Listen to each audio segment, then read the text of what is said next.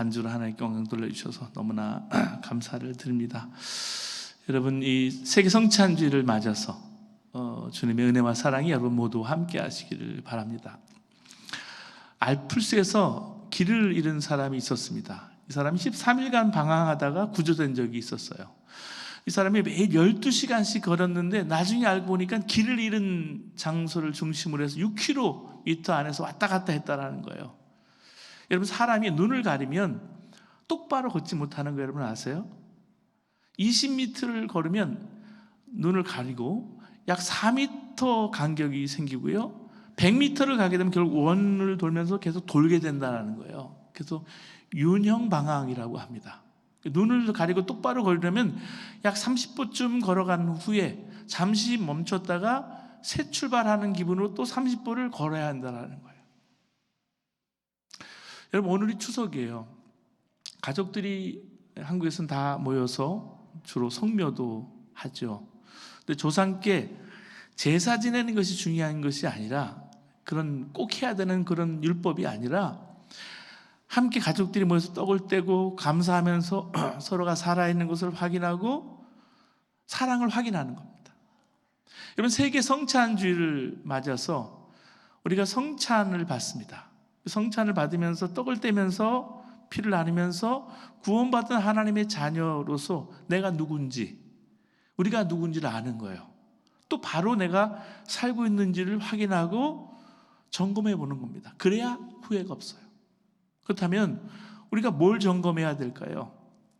여러분, 예수님께서 십자가에 못 박히시기 전에 마지막 날이 왔어요. 마지막 날 점검할 것이 무엇인지 예수님이 직접 입으로 말씀하신 적이 있어요. 그게 사랑입니다. 나는 얼마나 더 사랑하게 되었느냐는 말씀이에요. 여러분, 우리가 인생길을 가면서 점검하고 살아갈 것이 무엇인지 오늘 우리 추석을 맞아서 또 세계 성찬주의를 맞아서 함께 점검했으면 좋겠어요.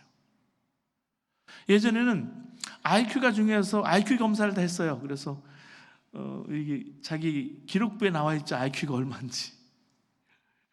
IQ 숫자를 중요하게 생각을 했죠. 근데 최근에는 EQ라고 감성지수를 참 중요하게 생각합니다. 근데 그보다 더 중요한 게 뭐냐면요, 사랑지수예요. 나는 얼마나 사랑하는 폭이 또는 사랑하는 능력이 자라났는지를 점검해 보아야 한다는 말씀. 예수님께서 세상을 떠나서 이제 아버지께로 가야 될 때가 이른 줄 아셨어요. 마지막 날을 예수님도 맞으신 거죠. 그때 예수님은 세상에 있는 자기 사람들을 사랑하실 때 끝까지 사랑하신 줄 알았습니다. 끝까지 사랑하셨다. 그리고 제자들을 위해서 발을 씻어주시고 제자들과 떡을 나눴어요. 여러분, 명심하시기 바랍니다. 마지막 날에 해야 할 일, 점검한 일은 사랑 하나예요. 여러분, 성경에 보면 주님께서 사랑하시던 그 제자라는 말이 나오죠. 요한을 가리켜서 주로 하는 말로 그렇게 보지만, 여러분, 제자들 한 사람 한 사람이 예수님 모셨을 때 정말 사랑스러웠을까요? 그런 존재였을까? 예수님이 당신의 제자들 사랑하셨겠지. 그러니까 이제 십자가를 지시기 전에 마지막 날이니까 더 사랑하셨겠지, 그렇게 생각할지도 모르겠어요. 여러분, 그렇지 않아요. 예수님이 제자들을 끝까지 사랑하셨다는 표현을 쓰신 교훈을 여러분 꼭 명심하시기 바랍니다. 절대로 사랑스러운 제자들이 아니었어요. 예수님께서 제자들을 사랑하셨어요. 사랑하신 두 가지 일이 있어요. 하나는 성찬을 베푸시는 일이고요, 또 하나는 제자들의 발을 씻으신 거예요. 예수님이 하신 의식이 두 가지예요. 끝까지 사랑하시면서. 예수님이 세례를 받으셨지만은 세례를 베푸시지 않았죠. 나중에 성령님 오셔서 성령 세례를 우리에게 주셨지만은 예수님이 직접 하신 것은 성찬식이에요. 성만찬. 예수님께서 제자들 발을 씻기기 전에 먼저 성찬을 베푸셨습니다. 왜 마지막 식사를 구별해서 성찬이라고 할까요? 이 식사 시간에 예수님께 떡을 떼어주시면서 제자들에게 주시면서 말씀하셨습니다. 이 떡은 내 몸이니 라고 말씀하셨고요, 포도주를 주시면서 이 잔은 내 피니 라고 하셨기 때문입니다. 곧 엄청난 내용으로 그날 먹는 떡과 잔을 축복하셨던 겁니다. 고린도전서 10장 16절에 17절에 보면 이 축복된 떡과 피를 마시는 것에 대한 의미를 정확하게 설명하고 있습니다. 우리가 축복하는 바 축복의 잔은 그리스도의 피에 참여함이 아니며 우리가 떼는 떡은 그리스도의 몸에 참여함이 아니냐. 이 축복된 잔과 축복된 떡을 받는 자는 그리스도의 몸과 피에 참여하게 된다는 말씀이에요. 곧 예수님과 하나가 된다는 것입니다. 이게 성찬의 축복이에요. 그러니까 예수님이 마지막 날에 가서 예수님이 제자들과 영원히 하나 되었음을 확인해 주는 것이 성찬이에요. 그 말은 어떤 일이 있어도 제자들 버리지 않겠다는 말이기도 합니다. 제자들은 예수님께서 십자가에 못 박히실 때 어떻게 했습니까? 예수님 부인하고 도망가 버렸어요. 도망간다는 게 뭐예요? 예수님과 관계가 끊어진 거예요. 여러분, 배반 당해 보셨죠? 배반이라는 감정이 무섭습니다. 배반처럼 무서운 죄가 어디 있어요? 함께 잘 이렇게 관계가 좋다가 등을 돌리고 배반 당할 때의 감정은 다른 것과 참 달라요. 마음이 너무 아프죠. 근데 예수님은 너희들이 무서워서 나를 버리고 갈지라도 나는 절대 너희를 버리지 않을 것이다. 너희와 나는 이미 한 몸이 되었으니까 내가 어떻게 너희를 버릴 수 있겠느냐 하신 거예요.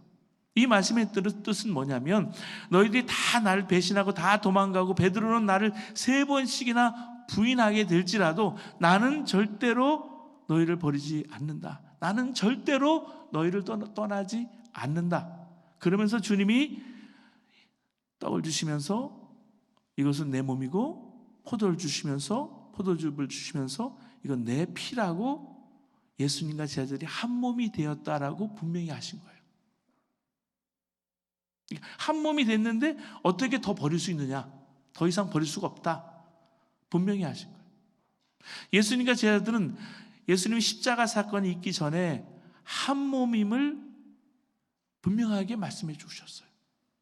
여러분, 성찬이 무엇인지, 우리 성찬을 받을 때 성찬의 축복이 뭔지 알고 받는 게 참 중요해요. 여러분, 성찬은요, 은총이 수단이 돼서 우리에게 의미가 되기 때문에, 그래서 이거를 하나의 심볼이라고 그러는 거예요. 신비라고 보기도 하고요. 똑같이 우리에게 주셨어요. 엄숙하게 받는 것도 중요하지만 예수님과 피와 살을 함께 먹고 예수님이 나의 주님이 되시고 내가 주님의 신부로서 앞으로 살아가는 과정을 얘기하기 때문에 사랑하라고 하신 거예요. 이게 중요한 거예요. 그래서 성찬을 받는 사람들도 서로 하나가 된다는 게 중요해요. 주님과 나는 성찬을 통해서 뗄래야 뗄 수 없는 관계가 되었습니다. 더 이상 어떤 죄나 허물로 인해서 주님이 버리지 않게 되었습니다. 주님이 이미 나와 성찬으로 하나 되었습니다. 이런 놀라운 은혜를 성찬 받을 때 우리가 받는 거예요. 근데 성찬의 은혜는 여기에서 그치지 않습니다. 예수님과 우리가 한 몸이 된 것처럼 성찬을 받는 우리들도, 형제 자매들도, 성도들끼리까지도 하나가 된다는 사실입니다. 그래서 고린도전서 10장 17절 읽어주셨지만요, 떡이 하나요 많은 우리가 한 몸이니 이는 우리가 다 한 떡에 참여함이라 그랬습니다. 성찬을 받는다는 그 축복된 떡 때문에 예수님과 한 몸이 됩니다. 그와 마찬가지로 모두 한 떡을 떼어서 같이 먹었기 때문에 성도들 모두도 한 몸이 된다는 말씀이에요. 빵이 한 덩이듯이. 성찬 받는 사람들 사이에 어떤 사람에게 잘난 것이 있다면 모두가 잘난 것이고요. 그렇기 때문에 어떤 사람에게 허물이 있다면 모두가 허물이 되는 거예요. 모두가 함께 받았다는 말이에요. 교회 공동체가 그래요. 어려움이 있어도 아픔이 있어도 좋은 일이 있어도 너는 너, 나는 나가 아닌 거예요. 이건 단순히 남을 비판하지 말라, 미워하지 말라는 정도가 아닙니다. 우리가 한 성찬을 받았다면 우리는 이제 남이 아니란 말이에요. 여러분, 예수 사랑교회 교인이 되었다는 말은 그저 내가 주일이니까 교회 다닌다 그런 말이 아니고 성찬을 같이 받았다는 그런 뜻이에요. 그렇기 때문에 우리가 예수 사랑교회 교인들은 영적으로 한 몸이 된 거예요. 예수님이 나와 하나가 된 것처럼 우리도 서로 하나가 되는 거예요. 성찬을 같이 받고 나면 그 사람의 허물도 그러니까 내 허물이 되는 거예요. 죄도 함께 져야 한다는 말씀입니다. 함께 지는 그런 관계가 되었다는 말씀입니다. 그래서 가룟 유다로 인해서, 가룟 유다의 죄로 인해서 베드로와 안드레와 다른 제자들까지 발을 씻기셔야 됐다는 거예요. 똑같이. 제자들은 죄를 함께 지는 사이이기 때문에 그렇습니다. 아마 약사 빠른 분들은 이렇게 생각할지도 모르겠어요. 이제부터 성찬 받을 때 조심해야 되겠구나. 그 성찬 받을 때 함께 성찬 받은 사람들 두루 살펴보고 용서하기 싫고 사랑하기 싫은 사람과는 함께 성찬 받지 말아야지. 이런 사람의 믿음이 아무 생각 없이 성찬 받는 사람보다 더 낫습니다. 성찬의 의미를 알기는 아는 거니까. 근데요, 그런 마음으로 언제까지 예수님 그렇게 믿겠어요? 예수 믿는 게 그저 믿는 게 아니고요, 예수 믿고 구원받고 난 다음이 더 중요하잖아요. 내가 사랑하는 사람, 좋은 사람과만 성찬을 받는다면 그게 성찬일까요? 성찬의 진짜 의미는 예수님이 배반하고 도망갈 제자들을 절대 버리지 않으려고 주님이 그 제자들과 한 몸이 되어진 것, 그것이 성찬인데, 그런 성찬의 은혜를 받겠다고 하면서 어떻게 나는 이런 성도는 좋다, 이런 성도는 싫다, 이렇게 구분해서 성찬을 받을 수 있겠느냐 하는 말씀입니다. 우리가 성찬 받을 때 다른 성도들과 내가 하나가 되는 것에 대해서 부담감을 가지고 그렇게 생각하지 말고, 주님이 내가 나와 하나가 되는 은혜를 내가 받았다면 내가 먼저 감사해야 되는 거예요. 성찬을 통해서 허물 많은 그와 내가 하나가 된다는 생각만 하지 말고요, 주님께서 허물 많은 나와 하나가 되셨다는 은혜를 내가 먼저 아는 거예요. 아, 주님이 내 허물을 덮어주시고 나와 하나가 되셨지. 마찬가지로 내가 성찬 받는 사람들의 허물을 같이 덮어주고 하나가 되는 거예요. 그 사랑은 허다한 죄를 덮는 거예요. 여러분, 하나님께 서로 다른 사람이 한 몸이 되는 원리를 두 경우에 적용하셨습니다. 하나의 경우는 뭐예요? 부부관계입니다. 가정이죠. 하나님께서 아담과 하와를 만드신 후에 남자가 부모를 떠나 아내와 연합하여 둘이 한 몸이 될지라. 창세기 2장이라는 말씀이죠. 부부가 한 몸이라는 말은 아내는 남편의 허물이고 자기 허물이고 남편은 아내의 허물이고 자기 허물로 받는 관계가 되었다는 말이에요. 부부 사이에 서로 흉보는 것도 아니고요, 판단하고 정죄하는 것 없이 하나가 된다는 게 믿어지는 거예요. 이게 부부입니다. 그게 가정이죠. 예수님이 세우신 게 바로 이 가정이고요, 또 한 몸이 되는 원리를 주셨어요. 거기 적용이 되는 것이 또 하나가 교회입니다. 주님이 가정과 교회를 세우셨어요. 교인이 누굽니까? 성찬을 함께 받고 나누는 관계가 되는 사람들이에요. 여러분, 부모 형제라도 함께 집안에서 같이 살지 않으면 1년에 몇 번 만나기도 어려운 거예요. 그렇잖아요? 제 나이인데 제가 1년에 한 번, 두 번 한국에 가서 부모님을 뵐까 말까 하잖아요? 몇 번 보겠어요, 평생? 한국 갔을 때 매일 보려고 하지만 매일 봐지지가 않죠. 여러 가지 일들이 있어요. 그래도 같이 지내려고 노력을 하죠. 근데 교인은 적어도 한 주일에 한두 번은 만나요. 새벽 기도에 참석하거나 성경 공부를 같이 하면 매일 만나는 관계도 돼요. 부모 형제보다 더 가깝게 만나는 관계가 교인 관계예요. 만남의 기적이 우리 가운데 먼저 일어났습니다. 예수님 때문입니다. 예수님으로 인해 성령님께서 우리를 교인으로 만나게 하셨는데, 그것은 성찬을 통해서 한 몸이 된 관계예요. 성찬을 받으면서 우리는 한 몸의 관계가 된 거예요. 오늘 송편을 떼면서 이 추석에 한국 고국을 가지 못하지만 하나가 되어서 먹고 나누는 거죠. 예수님께서 우리에게 우리 죄를 사하여 주옵시고 라고 기도하라고 하셨어요. 그러니까 주기도문은 교회 교인들이 드리는 기도입니다. 우리에게 일용할 양식을 주옵시고, 내게 일용할 양식을 달라는 게 아니죠. 우리 죄를 사하여 주옵시고 우리로 시험에 들게 하지 마옵시고. 그러니까 다른 교인에게 죄가 있다면 그것은 당신 죄, 라고 말하면 안 된다는 말이 그 안에 포함되어 있는 거예요. 그건 내 죄이기도 하기 때문에. 나는 아무 잘못도 안 했는데 이렇게 말하면 안 되죠.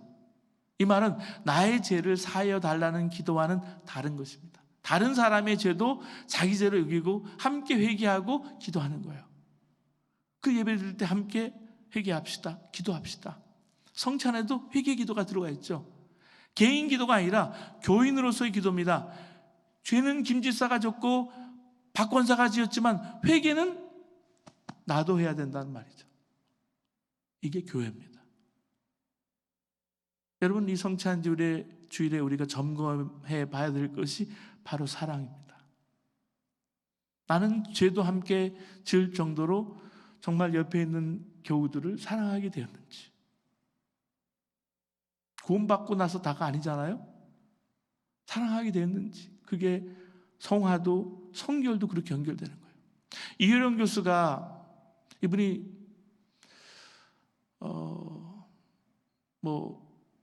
지성적으로는 유명했던 분이죠.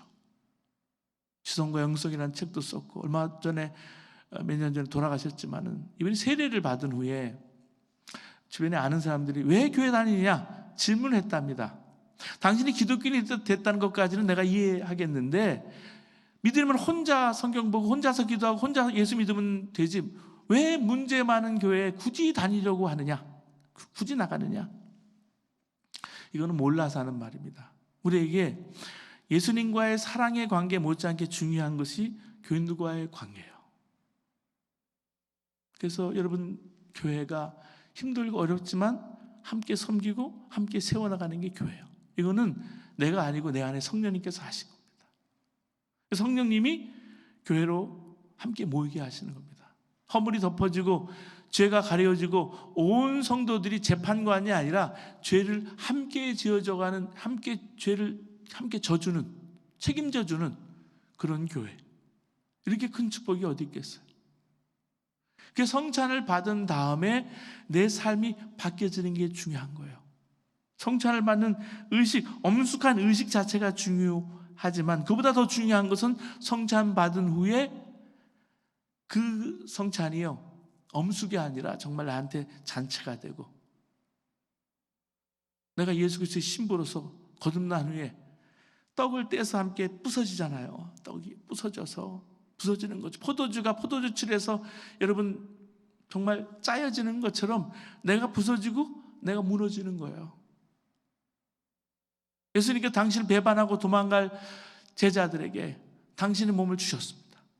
주님을 배반하고 도망갈 그 제자들과 한 몸이 되셨습니다. 여러분, 그렇습니다. 자기 사람들을 사랑하실 때 끝까지 사랑하셨어요. 히브리서 7장 25절에 보면 예수님께 지금도 하나님 앞에서 우리를 왜 중보하신다 그랬습니다. 왜냐하면 우리를 책임지셨기 때문에 그렇습니다. 여러분, 성찬 받으면서 어느 날 참회 기도를 하는데 도무지 용서받지 못할 사람이 생각이 났어요. 그 문제가 생각이 났어요. 근데 그들을 용납하고 용서하고 내가 사랑해야 되는데 그럴 수 없었어요. 성찬 받기가 어려운 거예요. 그때 성찬을 받을 때, 떡을 받을 때 나와 한 몸이 되는 게 주님께서는 또 얼마나 큰 고통이셨을까. 내가 이런데. 그런 생각이 버뜩 드는 거예요. 사랑하는 여러분, 성찬을 통해서 허물이 많은 저와 여러분, 우리 민족을 사랑하는 법을 배우는 겁니다. 허물이 많지만 형제자매를 사랑하고 교회를 사랑하고 세계 성찬주의를 맞아서 전 세계에 고통받는 사람들의 성찬에 함께 참여하는 것. 인질로 붙잡혀 있는 사람들 있잖아요. 북한에 억류되어 있는 사람들 있잖아요. 난민으로 고통당하는 사람들이 있잖아요. 일주일에 2주일만 여러분 미국에서 이민국에 잡혀서 열악한 환경에 처해 보면 이게 어렵구나 하는 걸 알게 되는데 우리도 성찬을 떼면서 우리도 배워야 되고 알아야 될 것이 있습니다. 사랑하는 성도 여러분, 허물도 같이 나누고 성도의 죄도 함께 회개하는 교회가 진정한 교회입니다. 그것 때문에 우리를 교회로 모아주신 거예요. 그게 적던 많던. 과연 이런 교회가 가능할까요? 바울의 오늘 또 성경을 읽어주신 사도행전의 이야기는 흥미진진한 이야기입니다. 유라굴로라는 광풍을 만난 배에서 벌어진 이야기예요. 가이사랴에서 몇 해 동안 구금이 되어 있던 바울은 황제에게 이제 상소를 해서 로마에서 재판을 받기 위해서 배에 올랐습니다. 배에는 다른 제사들과 함께 바울을 압송할 책임을 맡은 백부장 율리오가 있었습니다. 근데 항해가 순탄치 않은 거예요. 맞바람과 유라굴로 이 폭풍으로 인해서 배는 아드리아해를 표류했고요. 선원과 군인들은 절망과 공포 속에서 필수 장비까지, 밀까지, 짐까지 바다에 버려야 됐습니다. 탈출하려는 선원들도 있었습니다. 그런데 바울은 침착하게 사람들을 보호하면서 용기를 북돋아 주는 거예요. 그는 자신이 배고픔과 피로에 지친 사람들에게 정말 음식을 권하면서 이렇게 말합니다. 사도행전 27장 33절에서 34절 말씀입니다. 보실까요? 날이 새어가며 바울이 여러 사람에게 음식 먹기를 권하여 이르되 너희가 기다리고 기다리며 먹지 못하고 줄인 지가 오늘까지 10나흘인즉 음식 먹기를 권하노니 이것이 너희의 구원을 위하는 것이요 너희 중 머리카락 하나도 잃을 자가 없다 하고, 바울이 먼저 떡을 들어서 그래서 감사를 드린 뒤에 나눠줬습니다. 그러자 사람들은 단순히 음식을 이걸 내가 섭취하는 게 아니라 하나님에 대한 신뢰와 용기를 얻은 거, 회복한 거예요. 이 음식 나눔은 배 안 사람들이 하나가 됐습니다. 하나의 공동체를 묻고 서로 살리고 격려하는 상징적인 행위가 됐습니다. 두려워 말라, 내가 너와 함께함이라. 내가 너를 굳세게 하리라. 참으로 나의 오른손으로 너를 붙들어 주리라. 이 바울의 행동은 오늘 우리에게, 성찬을 맞는 우리에게 중요한 말씀을 전하고 있습니다. 세상은 유라굴로 광풍처럼 혼란과 위험으로 가득합니다. 지도층은 책임을 회피하고 사람들은 절망과 낙담에 빠지기가 쉽습니다. 하지만 바울처럼 하나님과 깊이 연결된 사람, 믿음과 지혜와 용기로 행동하는 사람은 공동체를 살리고 희망을 전할 수가 있는 거예요. 하나님 우리의 피난처시오 힘이시니 환난 중에 만날 큰 도움이시라. 시편 46편 1절의 말씀입니다. 결국 바울의 유라굴로 이 광풍을 만난 이야기 핵심은 이겁니다. 절망과 공포 속에서도 하나님 안에서 믿음과 사랑으로 행동할 때 공동체를 살리고 희망을 전할 수 있다는 거예요. 그 사랑을 본 거예요. 끝까지 함께하면서 하나 되고 사랑하는 것을 주님이 보신 거예요. 이걸 음식을 나누는 행동을 통해서 세상을 구하는 통로가 되게 하신 거예요. 우리도 하나님 안에서 믿음과 용기를 회복하고 서로를 섬기면서 희망을 나누는 통로가 되시기를 바랍니다. 우리가 나누는 떡은 단순한 음식이 아닙니다. 하나님께 대한 신뢰와 사랑, 공동체의 생명을 세우는 도구임을 꼭 기억하시기 바랍니다. 이 기억이 중요한 거예요. 여러분, 우리가 기억이 음식 속에 담겨 있어요. 음식 모티브가 얼마나 중요한지 몰라요. 이세벨의 추격을 피해서 달아나다가 도망가다가 노뎀 나무 아래 지쳐 쓰러져 있는 엘리야를 위해서 천사는 뜨겁게 달군 돌에다가 구워낸 과자와 물 한 병, 그 음식을 준비했습니다. 예수님의 십자가 처형 이후에 깊은 절망에 빠져서 있었던 제자들이 디베라 바다로 돌아갔을 때 해변에서 그들을 위해서 음식을 준비한 주님의 모습, 그 기억이 떠오릅니다. 음식을 먹는 것처럼 거룩한 게 없어요. 음식을 나누는 것은 타인을 내 삶 속에 영접하는 겁니다. 따라서 내가 너와 다르다라는 경계를 없애는 거예요. 한솥밥을 먹고 식구가 되는 거예요. 바울은 음식을 권함으로 그들의 육체의 필요를 채우게 했을 뿐만이 아니라 운명 공동체라는 것을 빚어냈습니다. 사랑하는 여러분, 우리도 이렇게 한몸 된 공동체, 교회를 만들어야 할 것입니다. 여러분, 고비는 계속 있을 거예요. 여러분 가정에도 고비가 있을 것이고요, 개인의 삶에도 교회에도 고비가 있어요. 근데 우리가 믿고 순종하면 하나님께서 반드시 역사해 주실 것입니다.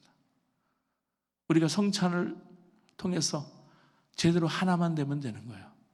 아무 생각 없이 성찬을 받지 않고 성찬 하나 제대로 받으면 주님이 우리를 그렇게 빚어가시고 만들어 가시는 거예요. 사랑하는 여러분, 유라굴로 같은 인생의 한복판에서 우리가 점검해야 할 것이 무엇입니까? 성공했나? 돈은 많이 벌었나? 내 스탁은 많이 올랐나? 얼마나 건강하게 됐느냐? 아닙니다. 다 그것은 구름 잡는 거예요. 어느 날 다 가져가실 수도 있더라고요. 정말 확인해야 할 것은 얼마나 내가 사랑의 사람이 되었는가. 이제는 진짜 예수님의 사랑을 내가 하게 되었는가. 그걸 점검해야 하는 것입니다. 마지막 날 주님이 우리에게 얻고 싶은 것이 있으면 사랑 하나일 거예요. 사랑 하나에 다 들어있습니다. 사랑이 없으면 아무것도 아니라 그러셨어요.